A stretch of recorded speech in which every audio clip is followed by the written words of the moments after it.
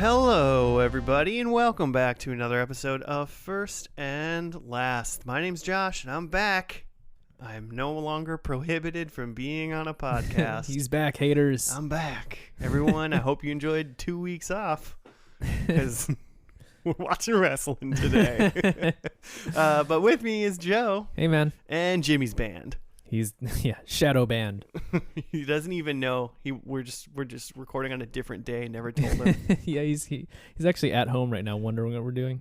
He's like, oh, man, I wonder what everyone's doing tonight. We record the podcast tomorrow. Gotcha, Jimmy.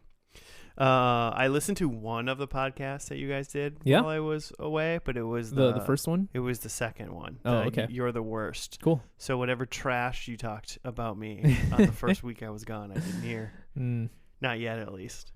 Cool. But I was very I was like very my ears percolated when you were like, let's talk trash about people's jobs. Yeah. Last week. Let's just dunk on an occupation. I edited out a lot of trashing. Okay, because I was like, you really got very toxic. You guys really didn't trash too hard. I'll be honest. It was pretty funny. So that was good. I actually turned it off, I think, before I found out how many points you all got. So I hope you still got 0. Yeah, there were points, so you're gonna have to cycle back through that. You don't write them down for me. So. With Michelle, we didn't know. with Michelle being there and with us being our own referees, she's a little bit lax on like, oh yeah, let's just give that a point. And I'm just like, yeah, okay, yeah, I'll take a half point for that. So. Oh no, she just was giving you guys points. Yeah, a lot of weird points were given last week that I don't feel like with normal judging we would have given points for.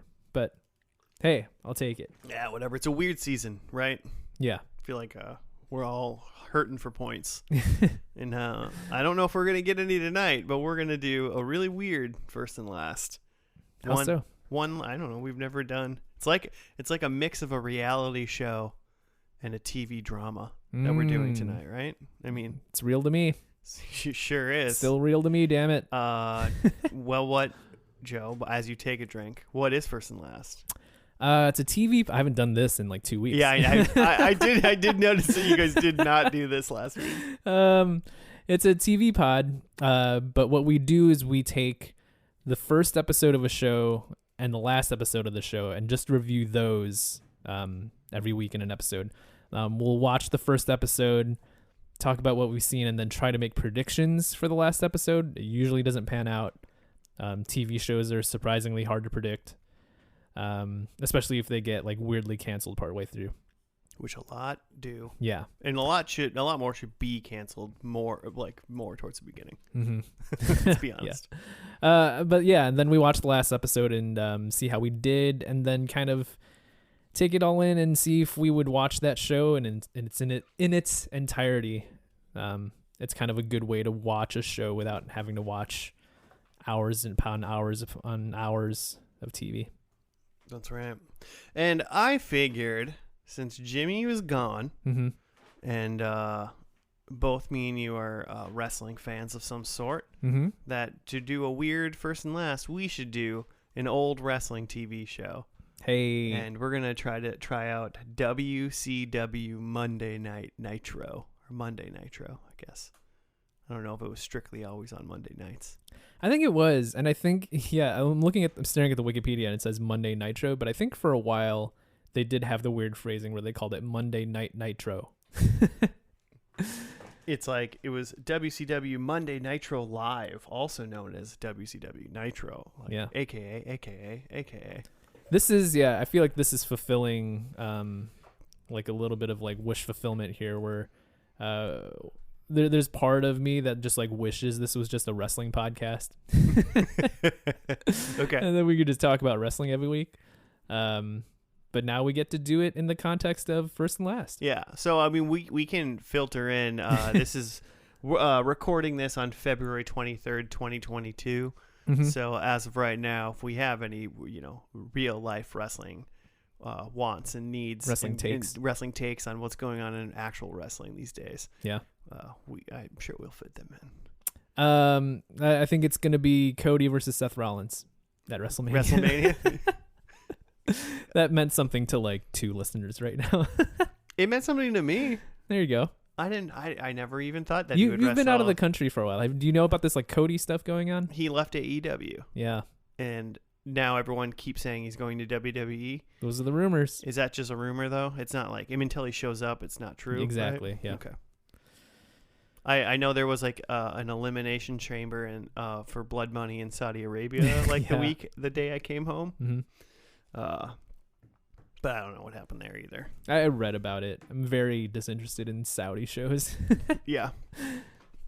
Because, they're bad to their people. And it's just nonsense that happens there. Like, who wants to watch Goldberg wrestle? Speaking of WCW. We might tonight.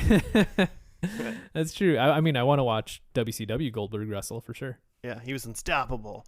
Really quick, though, this show, Monday Nitro, went on from April 5th, 1998, I believe, to 95. Okay. 95. I don't know why I just said 98. Okay. I knew it was 95.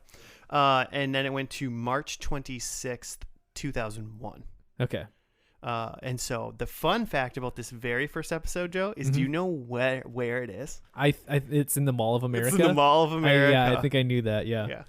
So yeah, 6 years, 6 seasons, would you say? Yeah, I think it's technically 7 seasons. We're going to watch it on the WWE section of Peacock tonight. I was wondering if it was on Peacock. It is on Peacock. So like take a step back for like our non-wrestling fan listeners. Sorry about this, by the way. Yeah.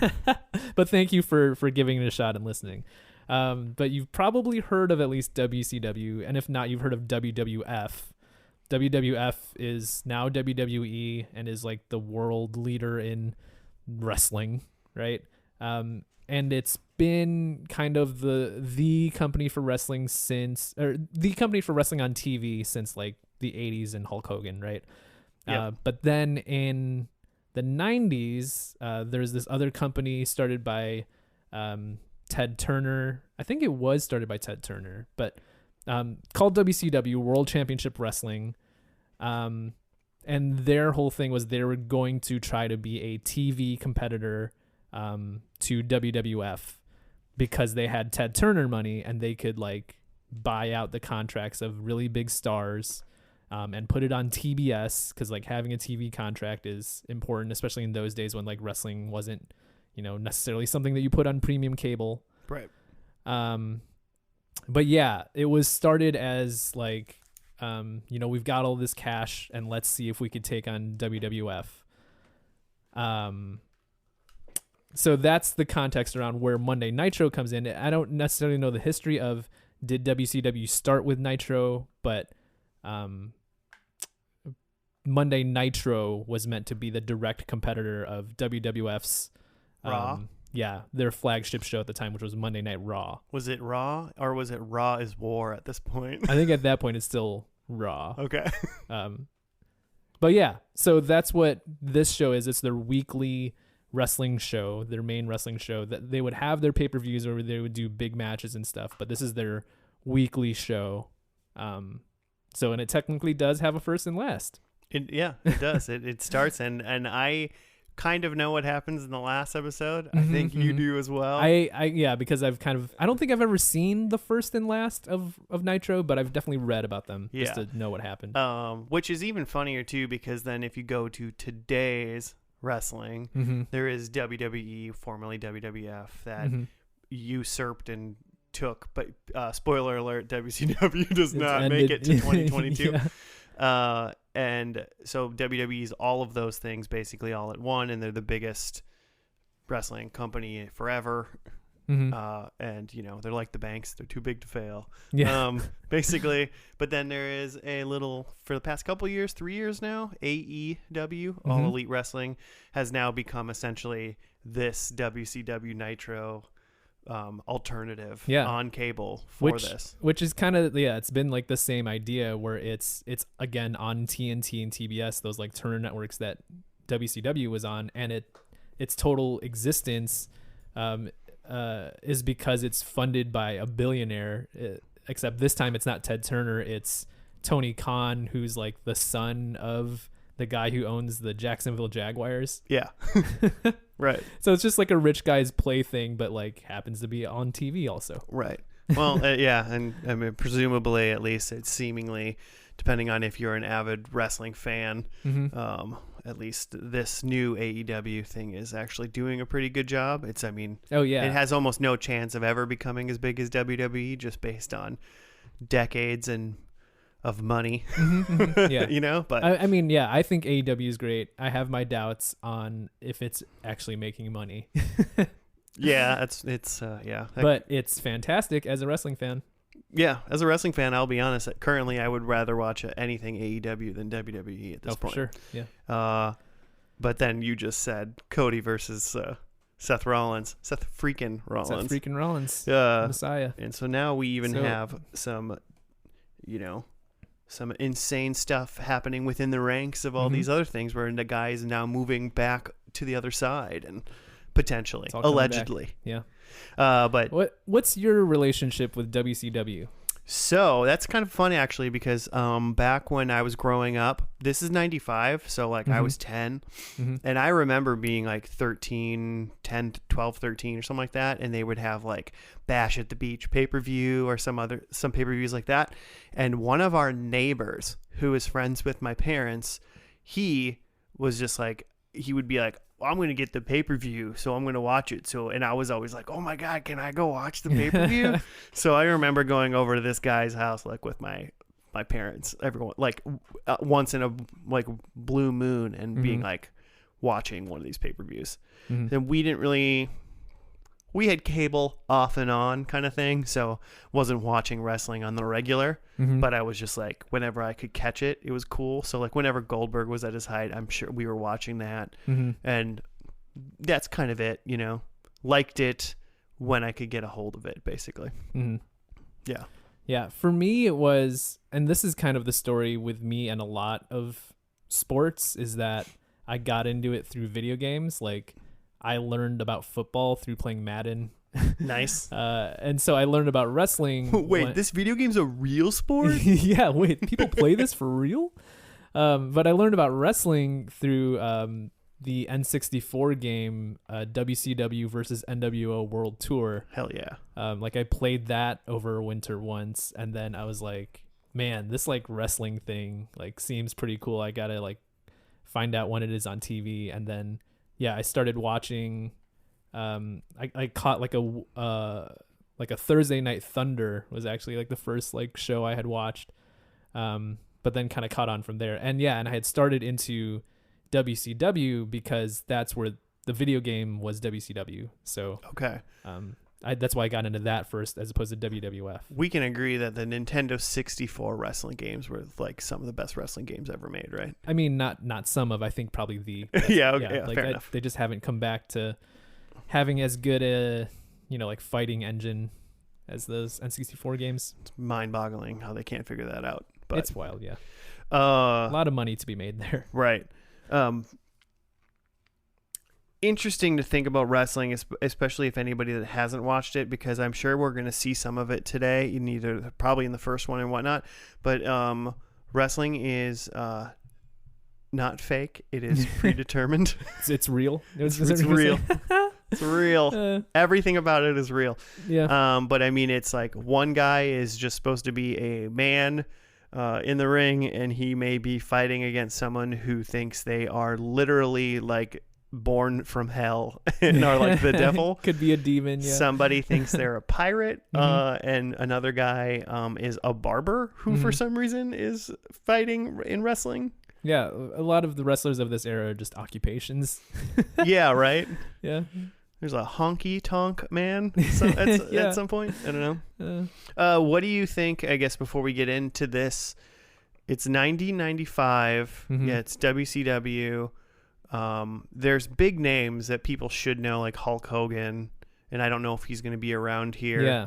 But, there's big wrestling, Ultimate Warrior, that kind of stuff. Who do you think we're going to see in this? It's a throw in the dark for me, too, because I can't quite, I was 10. So. Yeah.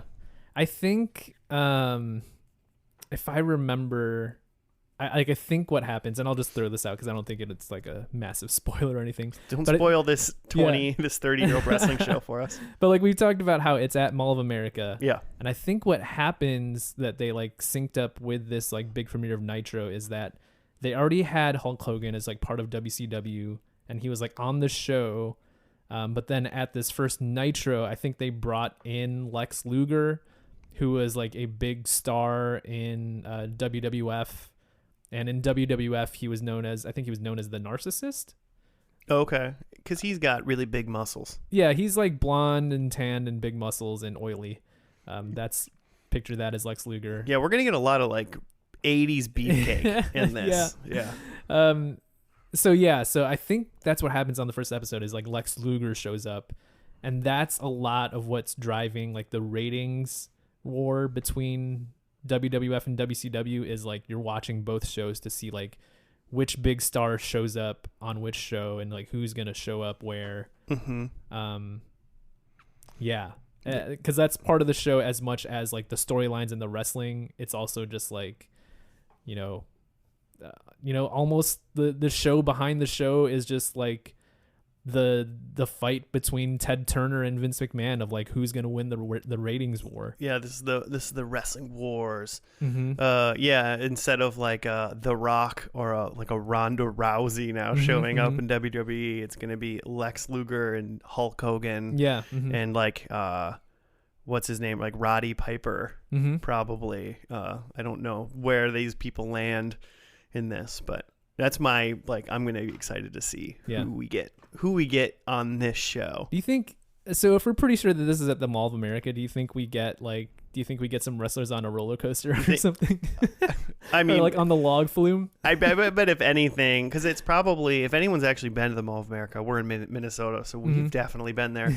They have like that. It's in one of those like big rotundas. Where like the whole like 4-story mall can just like look down onto the ring, as well as like people around the ring. So maybe there's going to be some sort of like rappelling into the ring or something like that. That could be cool. That could be a cool, dangerous thing that they would have done in the 90s. Yeah. So I could see that. Was Camp Snoopy immediately at the Mall of America in its inception? Are we going to see some sort of Snoopy character there for no reason besides money? I'd been to Camp Snoopy in and around 1996 or 97. Yeah. And it was Camp Snoopy at that time, so I would think so. So I could see some sort of when this started. Peanuts character making for their WCW debut. Just like Lucy gets power bombed or something. Pigpen throws the rock bottom onto somebody. Like we're joking, but like people should know that like WCW, again, because this is just like a billionaire's plaything, would just do ridiculous shit like this. Like they didn't really know how to run a wrestling show. They just knew that they wanted to make interesting TV. So there's a lot of just like crazy ideas that were tried out. Right. Well, I mean, I have been out of the country until Saturday when I got back, but I do know that you said this back then was just a billionaire's plaything. Yeah. I do know that on Monday Night Raw this week, like Logan Paul is going to be the Miz's like tag team partner against Rey Mysterio, who he probably wrestled in 95. Probably. Against Rey Mysterio and his son Dominic. His son. Oh, that's amazing. Yeah, that's how old. That's what I'm saying. Yeah, I mean, Logan Paul is a silly person on the level of Lucy from Peanuts. Less respected for sure. Yeah. Both solid heels. Yeah. Lucy. She would always take away the football. It was really cruel of her. Yeah. Yeah, she's a bad person. Should we just do it? Yeah. So this first episode is just like it's an hour long. Yeah, it's like 45 minutes on Peacock. Okay, so on TV it was probably an hour long. It's probably about an hour long. Yeah. I assume that they maybe wear up to an hour to 2 hours at some point. Yeah, because like in their heyday, it was 3 hours of wrestling, which just sounds nuts. It's too much. It's too much wrestling. It's too much wrestling. 2 hours is probably good. Yeah. But so I think this one's about 45 minutes, at least running time, without commercials. So we're going to watch that. I'm not even going to look. It doesn't have, I don't think it's got a name. If it's got a name, I'll let you guys know when we get back. But we'll be back to the first episode of WCW Monday Nitro.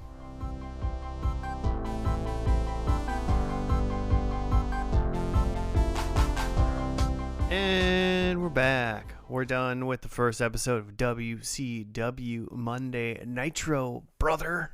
Yeah, brother. Gonna be a lot of good Macho Man and like maybe a Ric Flair impression. We'll see. Woo! There it is. We don't really have a write-up because, why do a write-up, I guess. So I just wrote down the events as they occurred. Yeah. And then we can go through each match, any little side content, and give it 5 stars to 1 stars. Yeah, I think just an overall thought. Like, I was just much more impressed with this episode of wrestling than I thought I would be. Like, oh, really? Just that there were some good matches or decent matches, and like there was a lot of like shenanigans and a lot of like people showed up. Yeah, and there was some star power for sure. At least for wrestling. Like if you're a WWF fan tuning into this other company's show for the first time, like I think they did pretty well. Right, and I mean, oddly enough, this is 95, and we're recording this on a Wednesday night, and there was at least 2 people on this show that might be on a wrestling show. Yeah, literally today. Yeah, pretty wild. So that's pretty wild. Yeah. So the show started off. So yeah, it was in the Mall of America. First episode of Nitro ever. Yeah, which when it started, I was like, "Why is this at the Mall of America?" And that question gets answered later. Oh, it sure does. And so, but it starts off with Jushin Thunder Liger versus Flying Brian Pillman, who's father of Brian Pillman Jr., who is in AEW. Which in this match is just like, these are not necessarily like big names, but it's just like we just want to put on a good wrestling match to start off the show, which I think is an interesting approach. Like, I think I was surprised that they didn't just start off with like a big... With the second match, basically? Yeah, just like start off with some big names, like here's what you came to see. Yeah, I was pretty surprised that they didn't get that mega pop like right away. But, so in the end, Flying Brian won with the most devastating move in all sports entertainment, though. Roll up. Yeah, which is where the 2 guys just kind of roll around and one guy ends up pinning the other. Yeah, he didn't like punch him or anything, just kind of rolled him up and tricked him into submission. It wasn't like a finishing move. It's just a just like, I gotcha. It's like if you're wrestling with your brother and just like, oh, I pinned you. Gotcha. Yeah, but that's more realistic. Yeah. But yeah, I mean, they did it with, these guys are like smaller. They're not your leather skinned beefcakes.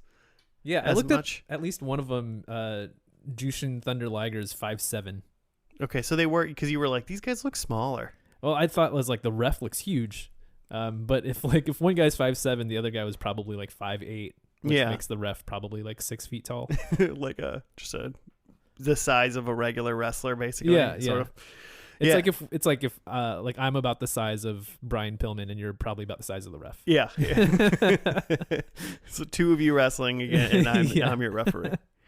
But I liked that. I guess I did like, because they did that, because then they those 2 guys, since they were literally they were I guess maybe high flyers of the day, so they took some stuff out of the ring and did some jumps and and stuff like that. So to your point about them both being high flyers, I think that maybe their calculus was, let's show how different the action is going to be. Yeah. As opposed to other companies, and show off like our young talent before, because like that Hogan's going to be there and Sting. They've probably already pre-advertised it, so like they know that you'll stick around to watch for that. Right. Yeah, and you don't want to, I guess, blow your load right away, right? Yeah. For, to put it eloquently. So what'd you think? First match. I would give it 4 stars, let's say. Okay. Because a lot of good action again, but I think just a kind of a brrr of a finish. Yeah. To put it eloquently. Yeah. I think I'd go 3.5 stars. Okay. So I kind of think it was that, but yeah, that finish was. You got to do it far and few between, and I guess this is the first show, but it just was kind of like, I don't believe it. That he got that roll up. Yeah. It didn't stick to me. It was a finish. There's at least that. There wasn't like like maybe the next match. Yeah. So in between matches, really quick, we had what I called a quick stinger, which was Sting was just like, "Hey, I'm Sting, WCW." Yeah, just hyping up a little bit before the commercial break. Yeah, and that was it. And then maybe the best segment of all night, we got the Hulk Hogan at the Pasta Mania food place. Yeah. It's just a food stand at the mall. It's not even, it might be in the food court, but it's just like a standalone pasta spot, fast food pasta spot that Hulk Hogan is promoting. And I think that was the first location. It was his very first restaurant ever. Yeah, okay. So, yeah. Yeah, so that's why this is at the Mall of America, so that Hulk Hogan can promote his pasta shop. Well, and I don't know when Labor Day was that year, but it must have been within the week. And it opened on Labor Day of 1995. So it's brand new. I mean, this is Monday Nitro, right? So it might have been that day. Oh, so September, because this is September 11th, 1995. So it's potentially that was Labor Day and the day that opened. Yeah, it could have been. So that's why it's in the Mall of America. So that's, to push this spot, this, wrestling themed Rocky Rococos. Which I think it was open for like maybe a year or something like that. It didn't do too well.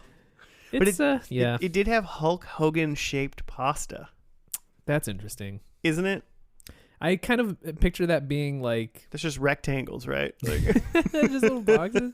No, I was picturing like, you know how you can get like mac and cheese boxes that are like shapes? Yeah. I was picturing like those kind of shapes, like little guys. Yeah, I was basically... That's what I was thinking, but I just like the idea of it just being like squares because they're just like a rectangle with an H on it or something. Yeah.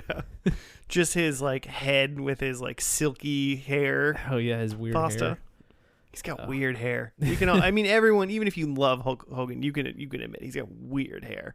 I wonder if that was fake or something. You could see his like brown roots coming in around the top bald head he had. I couldn't stop looking at it. It's fascinating. Yeah. So then after that, we go to our second match, which is Ric Flair, the dirtiest player in the game, versus Sting. Yeah. The Icon? The Icon Sting. I don't know if he's the Icon yet. I think they may have referred to him as like the man called Sting. Wow. What a tagline. But yeah, like these guys are at the peak of their like stardom. Yeah, maybe not much. the peak, but like they were huge in the 90s. Well, they were mega huge. I mean, Ric Flair already looks kind of old. Yeah. In this, so he must be still huge, basically. But he was probably slightly bigger a couple years before. Yeah. But right when this one, a lot of like things kind of happened outside of the ring, but nothing like really happened.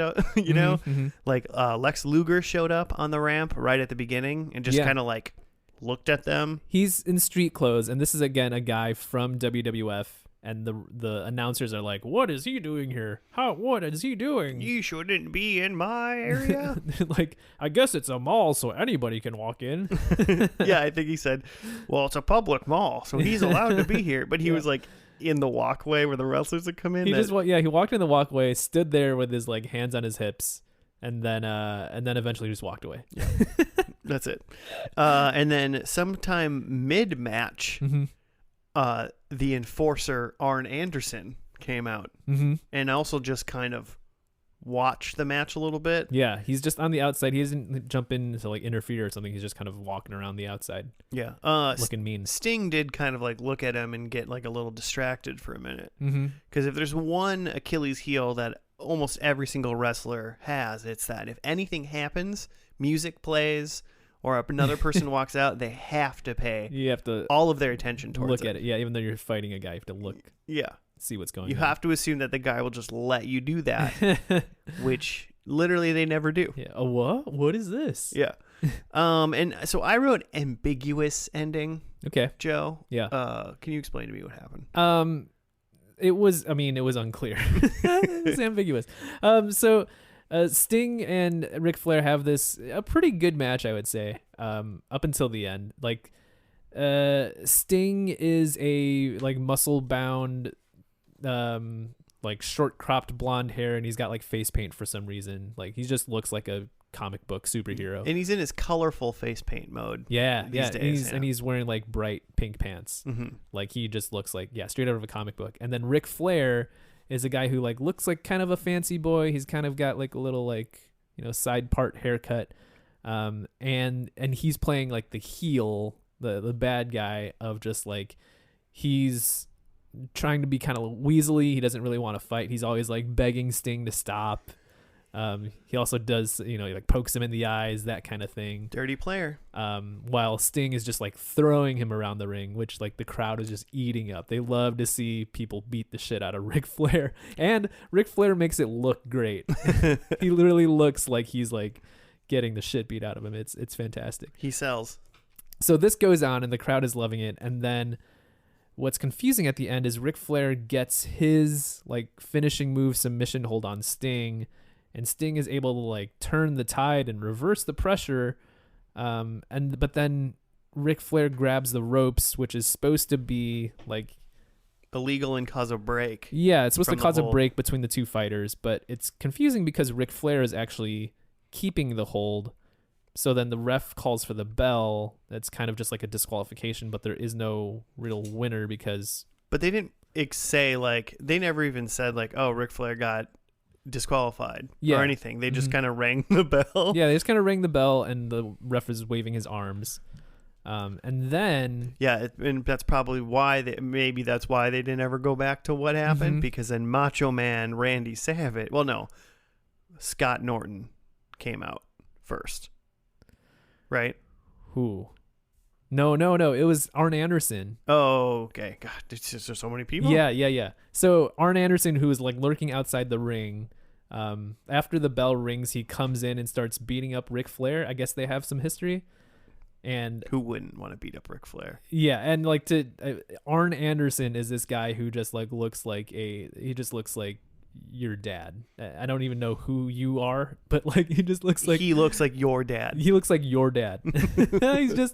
he's this guy who's like, he's balding, he's kind of thick, and he like rips off his shirt and he's just got like a big like hairy chest. Like he literally probably just only had kids to try to acquire dad strength, and that's the only reason he does good. Yeah, like Ric Flair looks like a huge star celebrity. Sting looks like a comic book character, and then here's just like a mall dad just coming in to like kick some ass. Yeah, who's just ready to fight. Yeah, so he's fighting Ric Flair for some reason, and then Ric Flair like runs away, but then Arn Anderson like starts to like look at Sting like he wants to beat him up too, which is confusing. And then Scott Norton comes in, who again is another guy, I think also from WWF. Yeah, he wasn't familiar to me at all. And he starts yelling at people. And then the Macho Man Randy Savage comes in, who, and like everybody knows who this guy is because like nobody looks like... Well, because everybody loves Slim Jims. Yeah. Everybody loves Slim Jims. And nobody quite looks like or sounds like the Macho Man Randy Savage. No, they don't, brother. Oh, yeah. And so now Macho Man and Scott Norton are yelling at each other. Two guys who weren't in the match at all. Right. Well, and that's why I was confused, because I feel like I blinked and then he was like, you want to go now? Let's go now. Let's fight now. This all turned very fast. Yeah. And then they jumped into the ring, and then it like they were like, nah, not tonight. Yeah, they went to commercial. And I did note that match was made official for the next week's Monday Nitro. Yeah, so that's kind of the lead into the next episode. Like, you want to see these two guys fight? Like, tune in next week. Mm-hmm. Yep. And so that was that. And then, so right after that match, congratulations to Mike Hill from Alabama for winning a Harley, apparently. Ooh. So that happened. I love that stuff's just like still here in like the Peacock version of this show. Yeah. Like, yeah. Mike Hill won a Harley from WCW. Yeah, eternally there. And then after that, they kind of had like a new athlete like introduction. Yeah. Like, wait, did vignette. We rate that? Oh, match? No. Yeah. I was going to give it, I think, I was 3.75. Okay. See, like when we started talking about it, I was like, this match is like a fucking 5 or something. But then now that I'm thinking about it and all this confusion at the end, maybe I just settled back to a 4 again, like the first match. Like, again, it's your huge stars, and it's just great to see like someone just toss around Ric Flair. Yeah, it would easily have gone to a 4, not even because of the shenanigans at the end, but just if they would have just said what happened. Yeah, if they would have just literally tell me who got disqualified or who won. Yeah, it's part of wrestling. That Shenanigans matches, happen. Yeah, the matches don't have clean endings. Which, just explain to me what happened. Yeah, something was off, I think, just like in the timing or something where it didn't quite work out like they had maybe planned in the beginning. Right, yeah. So with that, I'm deducting 0.25 points and going with 3.75. Yeah, I'm just sticking with a 4. Yeah. So then after Mike Hill wins a Harley, they have a new athlete introduction, and this guy's name is Mr. Wall Street. Oh, yeah. Mm-hmm. And he just cuts a promo about how like people are lazy and stuff, and like people like him are better. He's essentially just like doing a classic villain promo of like, I've got money and I'm gonna beat people up. Yeah, and I'm better than you. He's for some reason wearing a suit with like on the lapel is like a bedazzled dollar sign. Yeah, because that's what rich people look like. Well, and you can call me stupid or whatever, but I know there is a man who was called like the $1 Million Man or whatever. Yeah, Ted DiBiase. Yeah, Ted DiBiase. And I was like, I don't think that's Ted DiBiase. But like, it's not. Why is there another guy with like why is there another money themed man? Just like knock off Ted DiBiase. Yeah, basically. So whatever. I'm gonna give that new athlete intro 1 star. Yeah, not really interested to see that guy. Yeah, don't care about what happened with Mr. Wall Street's career. And then we're gonna get to the main event, which is Big Bubba Rogers. For any WWE, WF fans, he would later become known as the Big Boss Man. Yep. Which I'm sure is where he actually gained some repute. But versus the WCW World Heavyweight Champion Hulk Hogan. It was a non-title defense, but it was just I want to give credit for some title holders.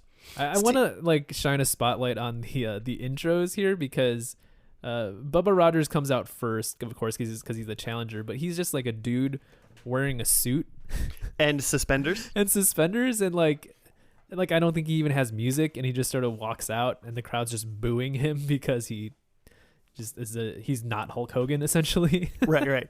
And just imagine like the beauty of any form of other sports, something like if you were watching boxing and some guy came with his like he was just like, oh, I was just at the farm, so I'm wearing my overalls. Yeah.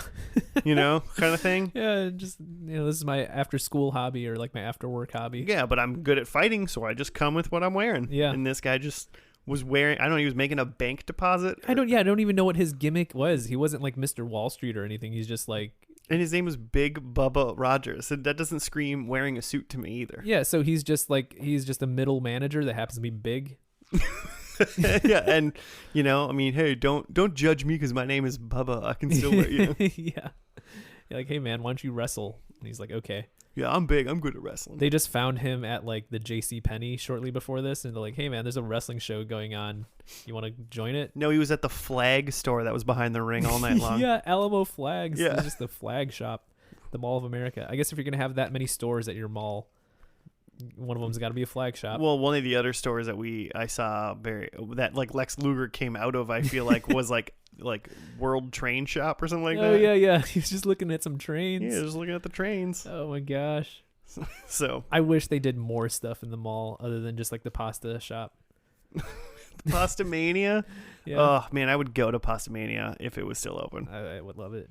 But so then they wrestled, and Hulk Hogan won with a big boot into a leg drop, and then pinned him 1, 2, 3. Yeah.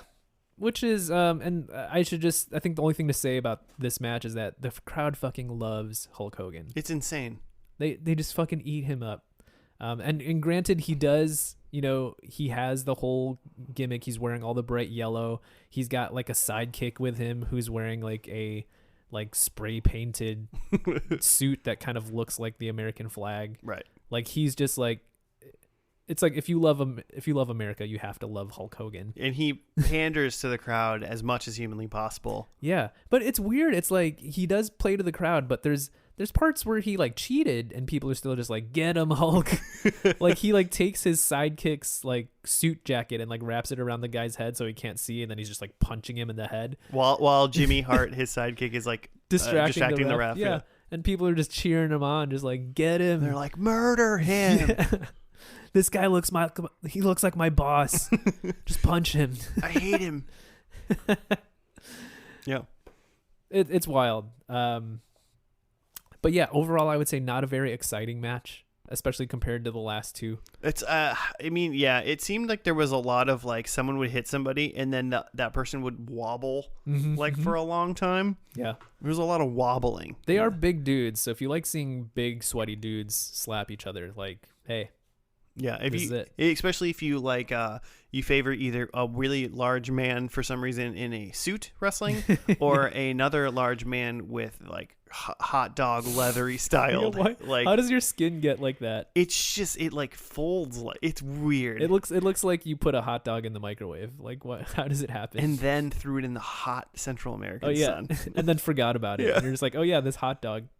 And then it grew up to become Hulk Hogan. Like, is it roids? Is it just tanning? Or like, what? How does your skin become like that? It's yeah, I have no idea. I'm sure he doesn't drink water. Sure. He takes his vitamins, says his prayers, but doesn't drink water. That's his gimmick. So what do you giving that match? I would give that match a 2 stars, I think. 2? Like it wasn't a complete insult to wrestling. Maybe that's a 1 star, but just 2 for like, this is boring. It's just like kick, punch, poke you in the eyes. Yeah. Yeah, it was very basic. I'm going to give it a 2.5. I'm going to just give him a little bit just based on just the like anybody at that crowd would have said, this is a 5-star match, Hulk Hogan. Yeah, hell yeah. So I'm already doing them a disservice by giving it a 2.5, but I'm going to do it. Yeah, this is the greatest thing they'd ever seen in the Mall of America. And never, ever since. There was a great line. Bobby Heenan, one of the announcers, said something about the crowd. He said like, oh yeah, these people out here, they love summer. They love all 3 days of it.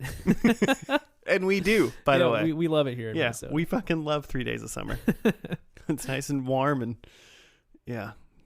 And then so after that match, the kind of the last thing that happened was I think they were called like the Dungeon of Doom or something. Yeah. Is that? I think you're right. Dungeon of Doom. Yeah, something like that. So a bunch of people came out to just like fight Hulk Hogan. Yeah. And he was fighting them off. And then Lex Luger from earlier ran out and helped Hulk Hogan beat those people away. But then they backed up into each other and bumped into each other. And then they turned around like, oh, you're in my ring? I never saw you this whole time. What are you doing here? Oh, gosh. And so then they almost fought. But then also for no reason that me and you were both trying to figure out, Sting and Macho Man ran out. And Sting was kind of like holding Lex Luger back. Yeah, they're like kind of trying to keep the peace, but they're also just like, what are you doing here? Yeah, I think it was only based because like, get all the stars in the ring. That's the only reason I can imagine they were there. You could tell that like maybe they scripted stuff for Hulk and for Lex Luger, but like Sting and Macho Man, they definitely just told them, just go out there and just feel it. Yeah. Just do what's right. Because there were points where Macho Man's reacting and he's just sort of like giving a thumbs up. It's just like they definitely didn't tell him like give a thumbs up. He's just sort of like, yeah. And it's funny to see, you can't hear him, but Macho Man is like talking and it seems like he's just talking like a normal human Yeah, just to his them. normal voice. And it's like, Macho Man doesn't have a normal voice. That's not. Yeah. He always speaks really emphatically. The large and small of that whole scenario is that they decided that, was this next week too? Next week, yeah. Next week, that Lex Luger is going to get a chance to win the WCW World Championship off of Hulk Hogan in a match on next Monday Nitro. Yeah, very convoluted promo that they spoke at each other, but it was essentially like, Lex Luger's like, I'm here and I want to fight the best, and Hulk Hogan's like, I am the best, fight me. Yeah, he was like, oh, all you got to do to fight me is shake my hand and then we'll fight. Yeah. And he's like, okay. Weird way to put it. Yeah, so, and then that was the end. And they were like, thanks for watching. See you next week. Credits roll. So, I mean, all the big stars that I kind of thought existed back then were basically there. Mm-hmm. Got some new blood. Could have went without Mr. Wall Street, but besides that, it was worth a shot. Pretty solid, right? Guy, yeah. Like I said at the beginning, like I think a pretty good showcase of who they've got, what you can kind of expect week to week. Maybe it's not in a mall every week, but it's in Miami next week. So. Oh yeah.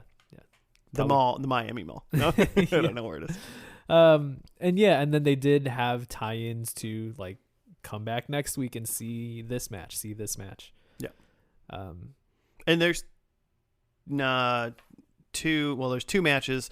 One title match though, and then one Macho Man. And we never saw Macho Man in action tonight. True. So. Yeah. That's he's another big name. Yeah, and that's a good reason to come back. So yeah, as far as a pilot for this type of show that's going to be week to week, I think it was pretty good. Yeah, I think they did a good job.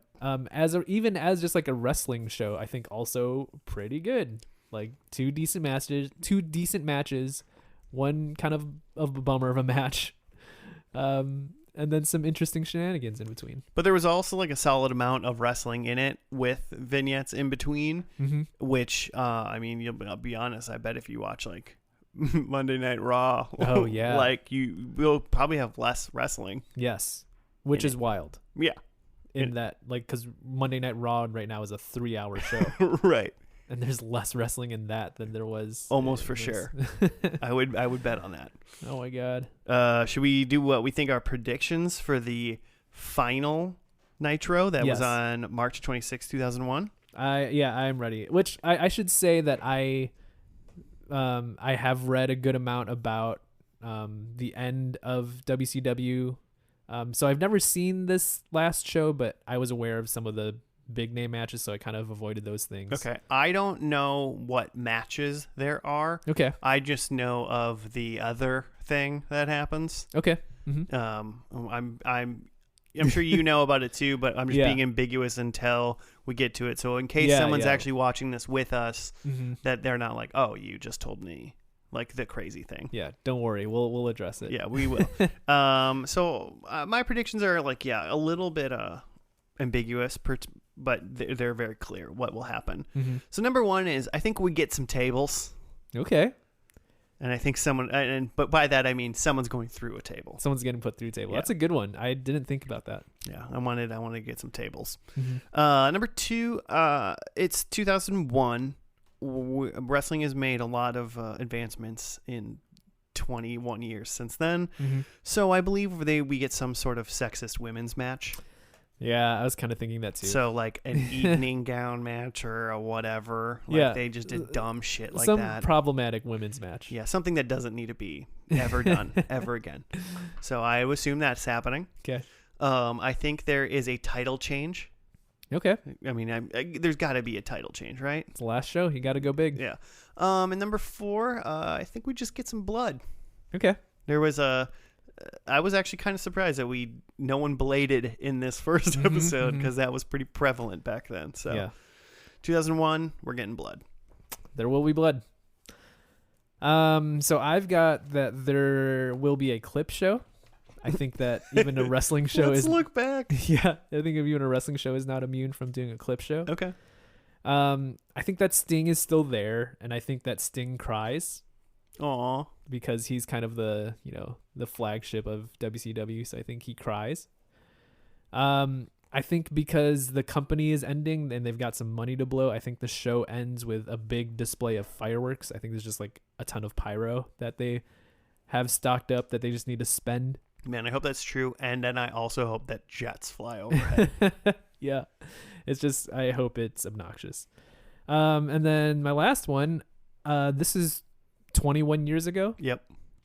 I think that we see at least 5 wrestlers who are now deceased. Oh, no.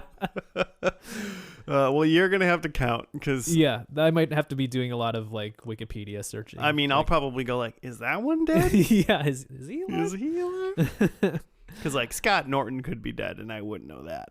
No way to know. No, there's no way to tell. Yeah, Yeah. Exactly. Okay, wow, that's morbid, Joe. Yeah, we'll keep an eye out. Yeah, we'll find out. Okay, we're going to watch the final episode of Monday Nitro. It happened on March 26, 2001, and we'll be back after that.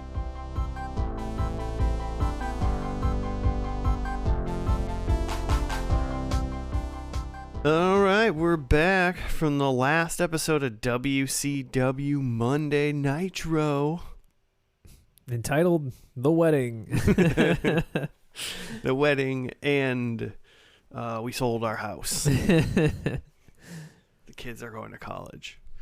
What's your just initial thoughts before we kind of roll through the proceedings? I mean, it's an ending unlike any TV show has ended ever before. I mean, well, we'll do the rundown, but I think it makes sense to like give the general gist of it. Is that it's the finale of Nitro because WCW itself as a company was just bought by Vince McMahon, the owner of the WWF, their direct competitor. Yeah.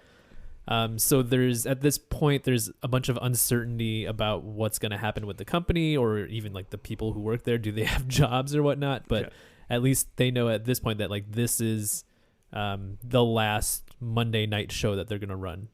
And so it's just like a wild combination of like the show is ending, so they're doing like a send off of like the main characters, but it's also just like there's the real life aspect of the person who's buying the company is like on the show itself talking about how he bought out the company and he's shutting it down. He's just like making fun of it all night long too. Yeah, and like you know that I mean everyone knows that like wrestling is like scripted, but like this part of it about this guy buying the company is very real.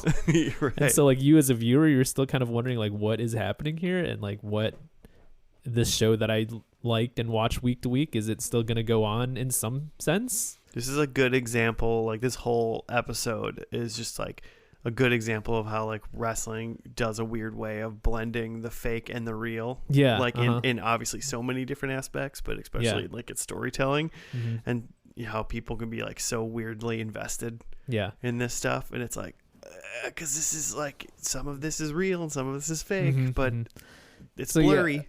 So we'll go through it, but it's like the gist of it is it's the last night of WCW, so they're putting on like a bunch of matches with all their champions, and also Vince McMahon is on like WCW TV, like doing vignettes with him backstage talking about how he bought the company. Yeah, and that's like a through line through the entire show until the grand finale at the end. Yeah, and that finale part was way longer than I thought it was going to be. Yeah. It's pretty crazy. Kind of, I've heard someone describe wrestling, or at least like the wrestling on TV as like, it's kind of like the Muppet Show in that like, it's not a wrestling show. It's a show about people putting on a wrestling show. Yeah. So like there's matches and stuff, but you also like the camera just happens to be backstage while people are doing stuff to try to make the show happen. Right.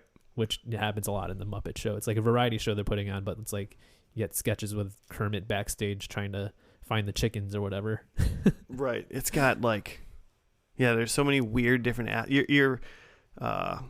It's like first person, and it's. I think it maybe is wrestling shot in second person. Is this what second person is? It could be. Yeah. Yeah. I'm not sure. Okay. Well, the night started off with Ric Flair coming out. Yeah. The dirtiest player in the game. Yeah, who wrestled a match in the first episode. Yep. Basically praising WCW and saying everyone that works there and wrestles there is like the greatest, and they'll always be better than WWF and Vince McMahon kind of thing. And then he ends it with laying down the challenge of wrestling Sting one last time because they started this and they're going to finish it.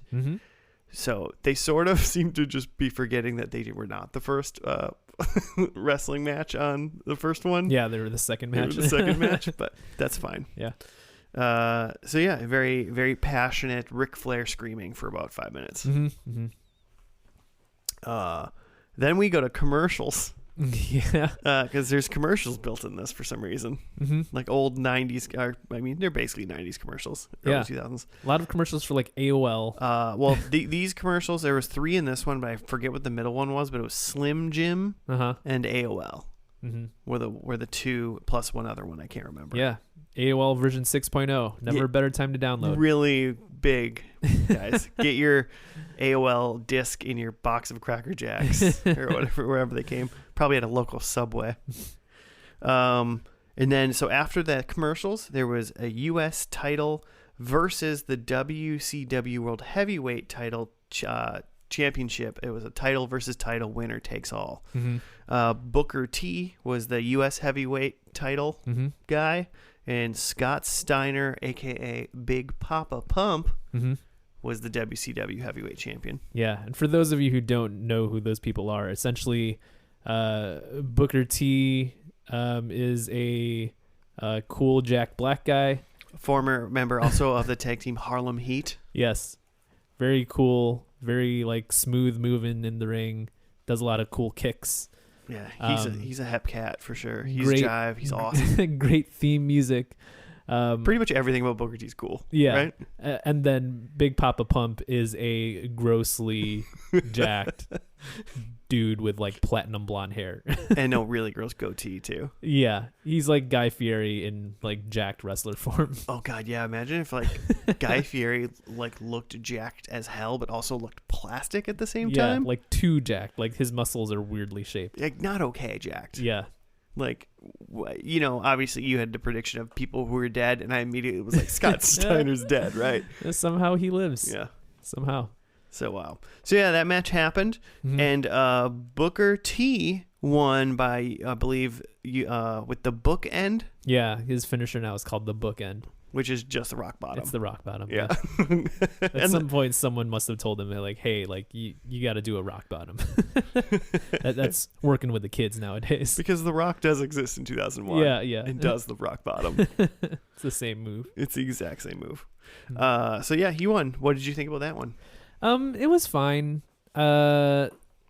It's, 2 solid workers and, like, a lot of cool power moves, like, these guys are obviously just big jacked heavyweights, different from a lot of the other stuff we saw in like the more cruiserweight matches throughout the night, and even from the first matches we saw in the first episode. Yeah, with that is they were like kind of the big boys, and it was nice to see like even in just 6 years like how much quicker a big boy match can move, whereas like Hogan and Bubba Big Boy Business Band was like so slow. So I changed for the better. I think. And the right person won, having Booker T win. Like the crowd loved Booker T. How could you not? Yeah. The man is charisma. Yeah, pretty much. I'm gonna go first of the night. Pretty solid. I want room to grow as well, but I was happy with the pace and the size of my men. Yeah. 3.5 stars. Okay. I would say like a solid 4. Okay. Sweet. Next, right after that, we had another commercial for 1-800-COLLECT. And I was like, oh my God. People worried about calling people from far away. I mean, I was alive. I obviously called people, but like... Yeah, you would go to a payphone and dial 1-800-COLLECT. Yeah, so you could call somebody. You think that still exists if we dialed 1-800-COLLECT? I don't know. I'm worried that somehow like standard rates don't apply for that, and all of a sudden I have a $300 cell phone bill. Yeah, somehow comes back to you. Yeah. After that commercial, we had our very first Vince McMahon vignette, and he was just like dissing WCW on the phone. Mm-hmm. He's just talking about how he just bought this trash company. Yeah. I'm so cool. I bought a bunch of trash for $1 billion. And again, this is like being aired on WCW TV. Yeah, like it's not like you're flipping channels between. Like this is what you're seeing on WCW. Yeah. Then after that was a cruiserweight tag team qualifying match, a triple threat tag team qualifying match. It was the teams of 3 Count, which is like a boy band themed one. The Young Dragons. Yeah. Who were just 2 Asian dudes. They've probably like never met before and like are probably differing nationalities, and there's like Asian guys, let's put them together. They didn't even get like a entrance thing. They were just in the ring already. Just 2 Asian guys, we'll call them dragons. That'll be it. And spell Young Jung. Yeah. Wrestling. And then right, just playfully racist all the time. And then the third team was the Filthy Animals. But that was comprised of Billy Kidman and Rey Mysterio Jr. Yeah. A maskless Rey Mysterio Jr. Yeah. Which is weird. Just 2 superstar high flyer dudes. Yeah. Like, you had to know that these guys are winning this triple threat. Right? There's like no way.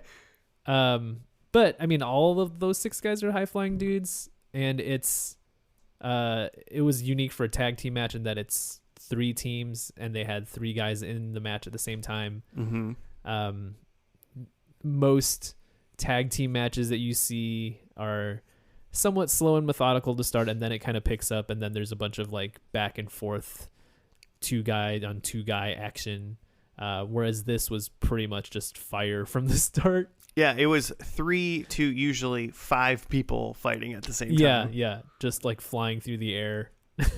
Yeah, this match was great. Yeah, 4.5 stars. I was gonna say, I think this is my favorite match of the night. I'll give it a full 5. Oh, like, I don't think I can find like Rey Mysterio. Like again, he's a former luchador, like where he would like wear a mask, and now he's maskless, but he's got like rubber horns like on his forehead. Yeah, he's got little devil horns, like black devil horns. Yeah, which I feel like just adds to the danger somehow. Yeah, and they didn't fall, so they were on there. Yeah. However, he had them fastened to his face. I don't know, because he's like sweating. Yeah, they weren't moving, and it's not like he's literally flipping all over the place. Yeah, it's pretty great. After that, we had another quick Vince McMahon vignette, but this time after he was done dissing WCW on the phone, Trish Stratus came in, and then they like made out because she's like his concubine or something. Am I using that term correctly? Yeah, I think. If not, that's the way to use it now. Okay, he's definitely some sort of she is a young wrestling lady is making out with a gross old dude, and that's some weird power fantasy that we're seeing. Fake or not? Yeah, fake or not. That's a weird power fantasy. Playing that line. Yeah. After that, there was a cruiserweight title match with Chavo Guerrero versus Sugar Shane Helms, and I don't remember how it ended, but because I didn't write it down. But Shane Helms was the defending champion, and he won and retained. Yeah, pretty not memorable. No, not really. And I mean, again, we're watching the first and last, so we don't have a lot of context, but didn't really get a whole lot from either of these dudes in terms of like what their character is. I mean, as a wrestling fan, I've like seen Chavo Guerrero before, but yeah, they both just kind of came out and wrestled, and that was it. Wrestled just fine. Yeah, and then I don't even know if either of them were a face or a heel, good guy, bad guy. It's just like 2 guys wrestling. It's over. It was 2 vanilla slabs rolling around in a ring. Yep. 2 stars. Yeah, I'd give it a 2. Okay. Right after that was a tag team title match. It was Team Canada, which is Lance Storm and serial killer Mike Austin. What was his name? It was the Canadian Killer. Mike Austin. Mike Awesome. Awesome. Oh, yeah. I wrote Austin. I didn't even write. Mike Awesome. Yeah, Mike Awesome. And then they were versing the defending champions of Palamo. Chuck Palumbo. Chuck Palumbo and Sean O'Hare. Mm-hmm. Yeah. And the defending champions Palumbo and O'Hare retained. Yeah. I think the only notable thing about this match was that they the two Canadians came out and just like cut a heel promo before they started. Yeah. Just dissing the crowd. And then talking about how like Canada's great. Didn't they they started to play the Canadian national anthem? I mean, they probably played the whole thing there, but we probably just got cut off from commercials. Watching it. So that at least gave you some background on who these characters are. I was actually surprised. I kind of assumed that Team Canada was going to win. Mm-hmm. They seemed like the stronger personality in that, so and probably even better wrestlers. And then right at the end, the Palumbo O'Hare team did some wild trickery moves, and they were kind of fun, and that's how they won. So yeah, it was fine. It was fine. I mean, it was better than the last one. Mm-hmm. So I'm gonna give it a 3 stars. Yeah, I would give it a solid 3. Yeah, decent. Dece. I should note there are a lot of matches in this show, and it's not very typical for a wrestling show, but it seemed like they just wanted to give everybody in the locker room, maybe not everybody, but like all their stars like one last go in the ring. So the matches were pretty short as far as typical wrestling matches go. And that's why it's just sort of like, yeah, we'll just send Chavo Guerrero out there and he'll wrestle and it'll be great. Yeah. But still, pretty solid amount of wrestling, which it was good, and all of it was like at least pretty decent. Yeah. Besides at least one coming up. I would consider the next match. No, wait. Yeah, the next match was terrible. But before that, Vince McMahon and Trish Stratus were potentially, I think, just getting finished necking, and then Michael Cole came in, ring announcer now, Michael Cole, was just interviewed Vince McMahon basically about the deal, and then Vince McMahon threatened his job.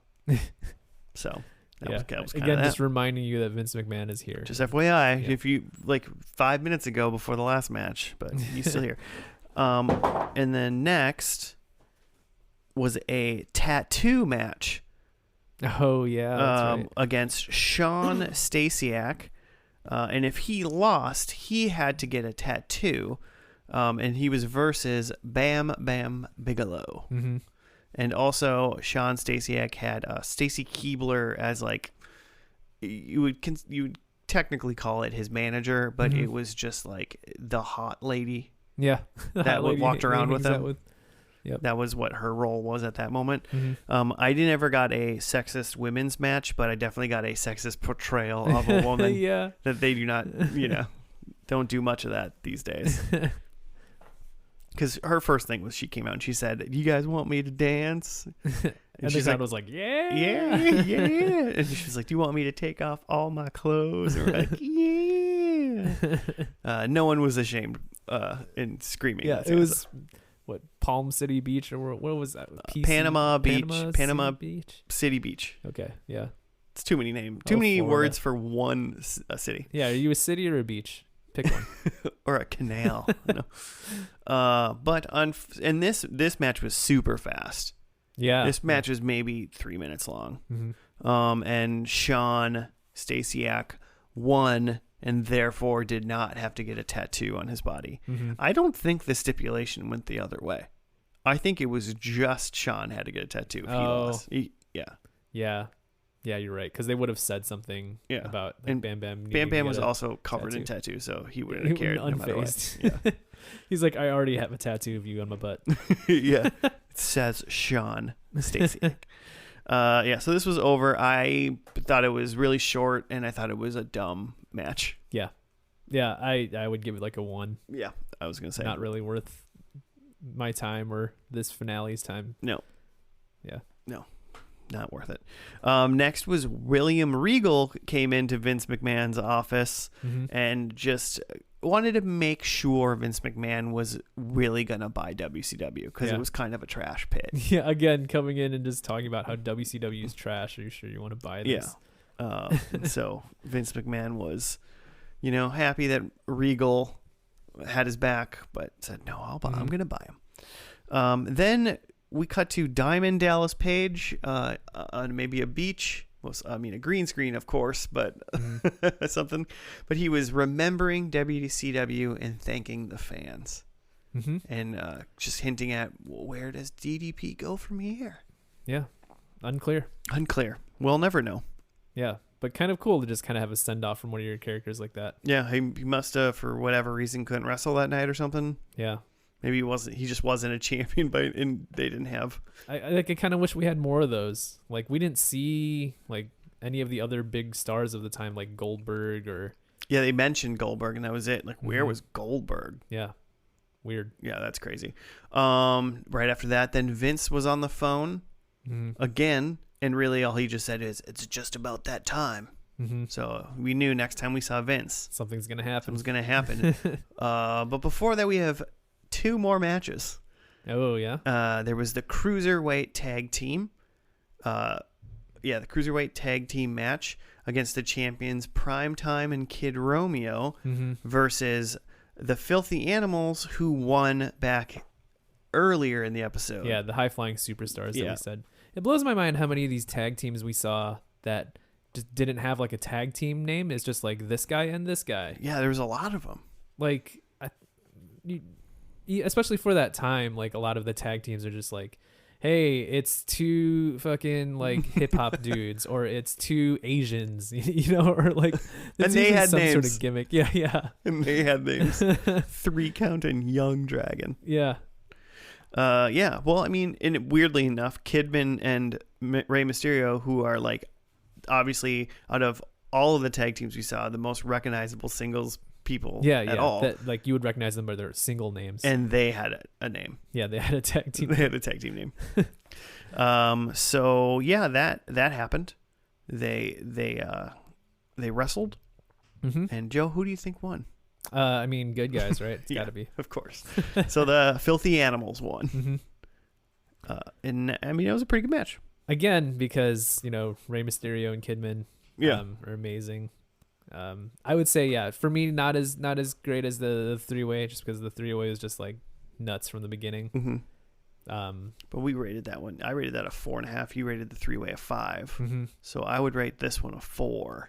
Yeah, just below it. Yeah, I'd put it at a 4. Okay. All right, we're in agreement. And then we got a really quick Sting promo. He was like, "Oh, I'm gonna fight Ric Flair tonight. I'm Sting." Yeah. And you should know about Sting at this point. He looks like the Crow. Yeah, he is the Crow. He's black and white face paint and like a black like leather trench coat. Yeah, much less of he lost his bright superhero color coding. Yeah. Lost it along. I don't know what happened. 90s, man. The 90s happened. Yeah. He's seen some things. And then really quick before we end, we had to have one more commercial for AOL. Because version 6 is out. It's out there. And you can sign up today. I used to go to my friend Spencer's house and use his AOL. Because my family wouldn't pay for it. Then we get Vince in the hallway because he's walking somewhere. Yeah. Just getting ready. But before we find out where Vince goes, we have to go for the main event, which is Ric Flair versus Sting in a Legends match. Yeah, just one last time. Just one last ride. A bookend from the beginning because they had a match on the premiere. Very first match ever. Yeah. And last match ever. And Ric Flair was for some reason wearing a shirt. Yeah. I don't know why that bugs me, but it does. Ric Flair, normally he just wears, your wrestling trunks that you picture wrestling dudes in. And he's not exactly, or like he was pretty jacked in like the 80s and 70s. But even in like the first episode, he was like a waning, sagging old man already. Yeah, 1995, he looked like a former wrestler, but still wearing trunks. And then here by 2001, he's now self-conscious and wearing a t-shirt. Now he's wearing a t-shirt. It just has like the look of like a guy who's wearing a t-shirt at the pool. Yeah. At this point, if you're gonna be like in your 60s or 50s or however old he was, and you're gonna wrestle, and you've been wrestling shirtless your entire life, I think you just own it because everyone's like, "What? He's so old. How is he doing this?" Yeah. Or wear pants too. I feel like what makes it weird is he's wearing like little like wrestling trunks. Yeah, it's like almost like he was like teasing a Porky Pig. Yeah. He's like wearing these like kind of almost tighty whities, but they're blue, and then a t-shirt. Yeah.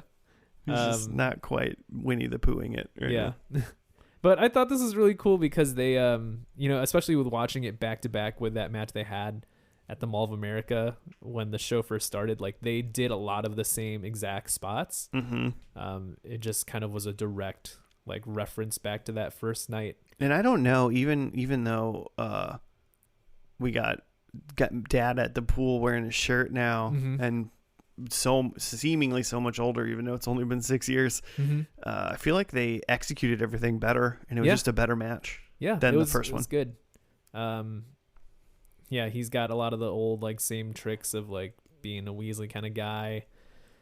And like just the crowd was just hyped for it because they knew it was the last thing of the night, and these are two like icons of WCW.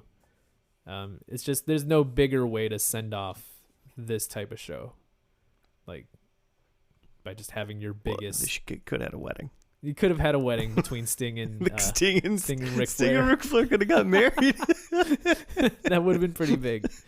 But I guess this is kind of a wrestling version of a wedding. Yeah, pretty much. Wrestle and have the two biggest people do it. Yeah, now, I guess to be fair, they wrestled. Sting won, and then they they shook hands and like hugged in a show of sportsmanship. And, and love, I guess. Love of wrestling. Sportsmanship and love. Ric Flair and Sting. Yeah, so it's kind of like a wedding. Together forever. And then, so the wrestling is now over, but there's one more thing, finally. What is Vince McMahon up to? And he goes to the ring. So they cut to, they're cutting to WWF Raw. Yeah, again, you're still watching WCW TV. You're TNT. You're watching on TNT, yeah. But it cuts to the feed of WWF Raw on TNN. And then it's Vince McMahon. Well, first it cuts to it, and he's like walking up the ramp as if he's walking away from the ring. Yeah. And then his music like turns back on, and then he turns back around and walks down to the ring. Yeah. As if like their timing was totally off or something. It looked like he was just kind of vamping, like walking up and down, waiting for his entrance. Yeah. So that was kind of funny. But then he gets into the ring, and he talked for such a long time. I felt like. Yeah. He just kept going like, I could do this with WCW, or I could do that with WCW. Like he could put it on the shelf, and then he was talking about using all the stars, and then he just named like 10 WCW wrestlers and did like a thumbs up, thumbs down with the crowd. Yeah, at that point it really seemed like he was vamping. I wonder if they were working out some sort of timing again. Yeah, because he just kept naming guys, and he's like, this guy, thumbs up, thumbs down, and like wait for the crowd to cheer. Yeah, and so he did that a bunch. And then it was kind of like, maybe he's gonna like, are they gonna wrestle, and then he was like, no, I'm gonna shelf everything. WCW sucks. Yeah, they begged me to buy it. I bought it, and I'm gonna put it away. Which again, like this is like pretty real of like he had bought the company, and people don't know what's going to happen to the company as a whole, and the people who work there and wrestle there don't know if they have jobs. Right. And he's like on TV just kind of being like, maybe I'll just fire everybody. Yeah. Yeah. And he literally was like, I almost went down there to Panama Beach City Canal in Florida and said, you're fired to everyone's faces. Yeah. And I didn't do that, but I coulda. But he also made it very clear at some point, he's like, the deal's not technically done, but it's 100% done as far as I'm concerned. Yeah. Because they're begging me to do it. But then his hubris led him to like saying Ted Turner was going to come walk down to the ring at WrestleMania like the next weekend. Yeah. The WrestleMania was that upcoming weekend. And I'm gonna make them come down and like give me the contract and sign it in front of them or something like that. And then Vince McMahon's music hit. But wait a minute, it was Shane McMahon's music. Yeah. And it wasn't in Cleveland. Where was it, Joe? It was actually in Panama City Beach Canal, Florida. So yeah, his music hits and Shane's walking to the ring and the WCW set. And and Vince goes, "Where are you, Shane?"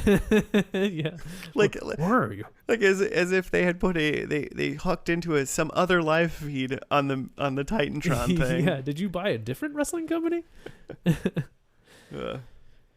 So Shane walks to the ring and like cuts a promo at Vince. I should give some context here that we're like 5 days from WrestleMania.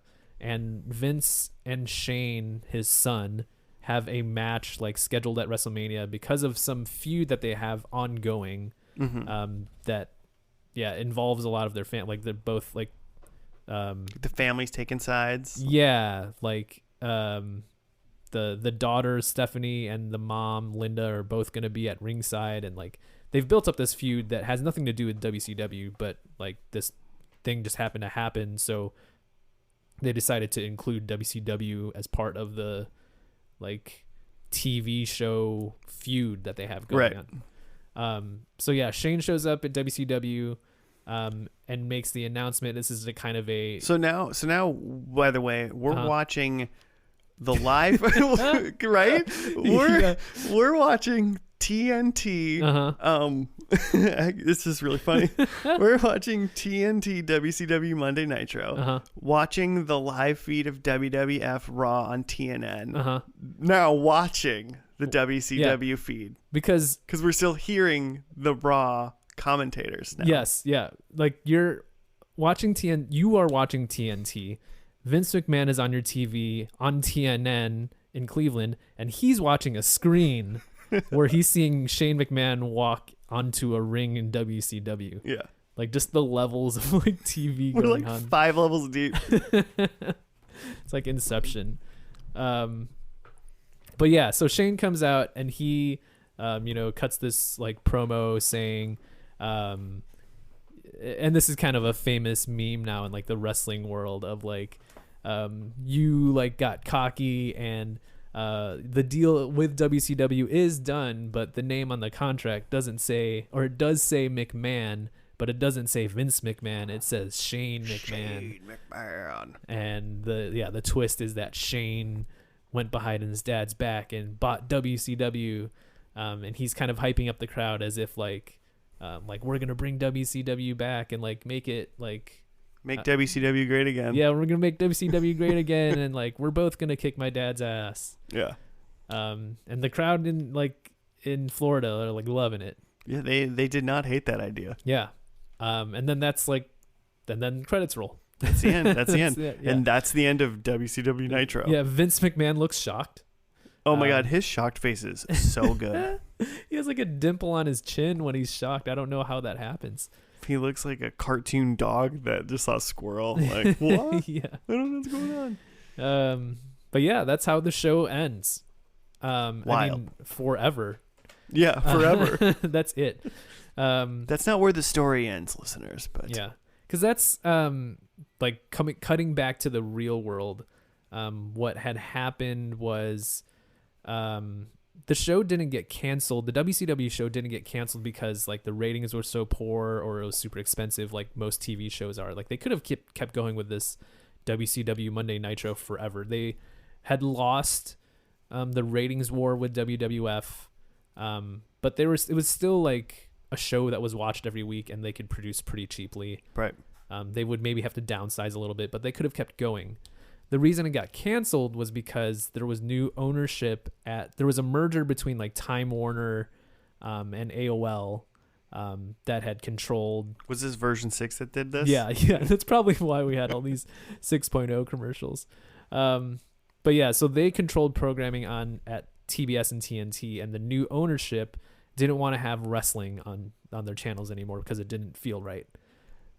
So they they were going to cancel the TV show and then sell off the rights to WCW.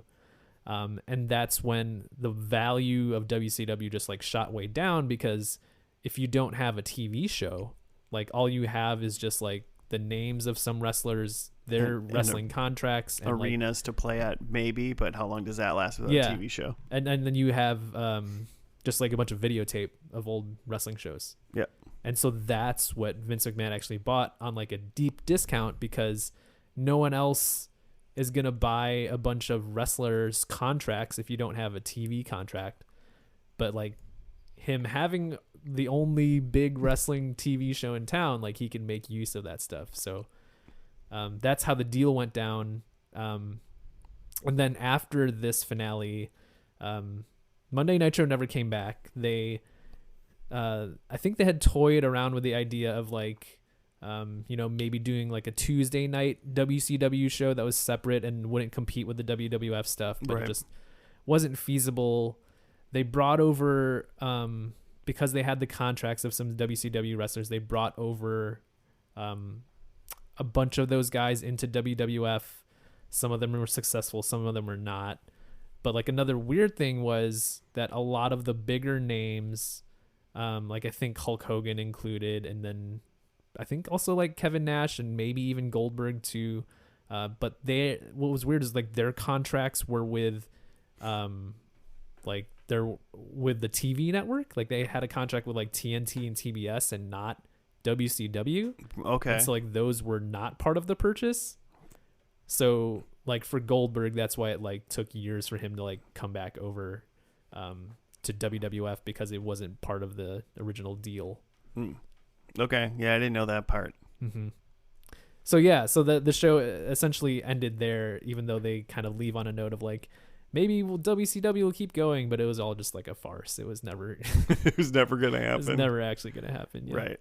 Yeah. I mean, and so you're going to have to keep watching Raw now.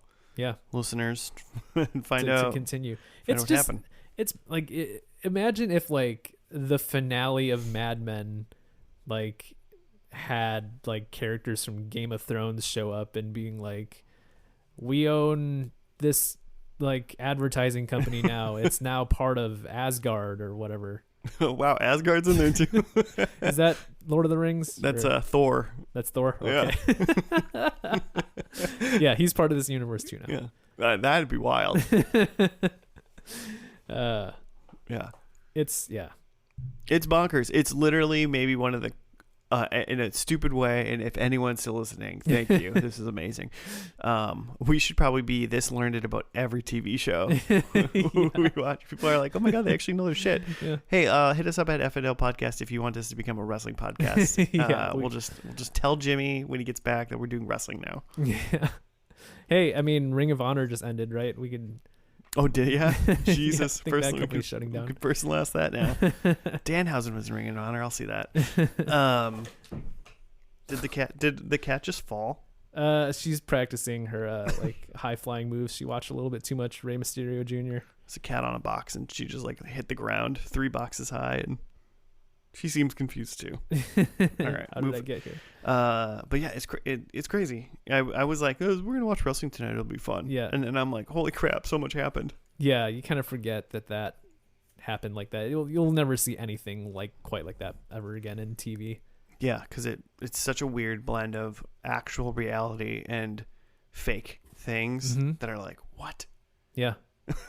It's just the balls on Vince McMahon to put together this simulcast and then wrap in the real life scenario into whatever weird gimmick they already have going on for WrestleMania. Essentially, this was just like the finale of WCW was just a big promo for WrestleMania the next week. Right. Well, and it's working because I want to watch that WrestleMania really bad now. Yeah. I think it's it was WrestleMania 17, and I think that's considered one of the best. I think I know why. It's pretty cool. Yeah. We should do our predictions and then get done with this podcast. Yeah. That sounds like a great plan. All right, cool. So mine were we get some tables. But yeah, there wasn't. I thought there might have been maybe a hardcore match or something, but there was not. I was not surprised about that. I guess the tattoo match was the hardcore match. I guess, yeah.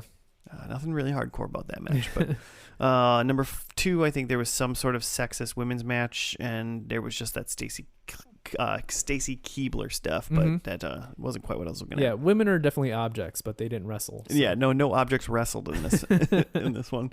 I got 1 point for a title change. There's multiple title changes. Yeah. And then I thought Ric Flair was going to do it for me, but there was no blood. Yeah. So I'm going to take 1 point. All right. And a lot of enjoyment out of tonight. Yeah. I had that there's a clip show, which in one of the vignettes, they just did a clip of champions of the past. Yeah, that's definitely clips. Yeah, I would count that as a clip show. It was a long time. Like it wasn't short. I said Sting cries, which he got close. He had that match with Ric Flair, and they were definitely soaking in the moment of this is the end of WCW, and the announcers made a big deal about how Sting had never left WCW, even though he's a huge star. It was close, but he did not cry. Did not see his face paint smear from crying. No, he held it together, but I bet he was close. Yeah. I said the show ends with a ton of pyro, which I was close on that because the show started with a ton of pyro. Yeah, they let it loose at the beginning. Like it was an outdoor arena and this beach, and it was just like fireworks going up into the air. But then we were watching a show inside of a show inside of a show at the end, so it was kind of hard to know. They couldn't have done the pyro then. So no point for that. And then I said 5 dead wrestlers. Yeah. Which had me... I thought I would recognize a lot more of the wrestlers, so I could be like, oh yeah, that guy's dead for sure. But I just recognized fewer of them than I had realized. So I was Googling each wrestler as they came up as they were introduced for their matches. It's the weirdest thing to try to figure out. Yeah, and I came up with 3 that had died. Was there only 3? Just 3. Wow. Yeah. Only 3 that had died, and all 3 definitely gone too soon. But I said 5, so not quite there. So only 1 point then? I think no points. I thought you I had the montage. You get the montage. Yeah, 1 point. Yep. So, all right. Well, hey, it's 1 more point, and, happy to share this with you, Joe. Yeah. Really, it was honestly much more enjoyable than I could even have thought it was going to be. Watching those 2 episodes, especially just like people's impressions of WCW is just that it was just like a shit company, and like they got lucky in the middle, but like they didn't really know what they were doing. But at least for this first and last, like pretty solid wrestling shows. Yeah, and I mean obviously, that last one was good. It was good, and the first one was pretty good too. For 45 minutes, a lot of wrestling. Okay, well, hey, that's going to do it for this long one. Thank you, listeners, for listening. If you're still with us, if you want to give us show suggestions or tell us to become a wrestling podcast, I can talk. We've been talking for a really long time. You can at F&L Podcast on the Gmail or on the Twitter. We'll be back next week for another one. Goodbye.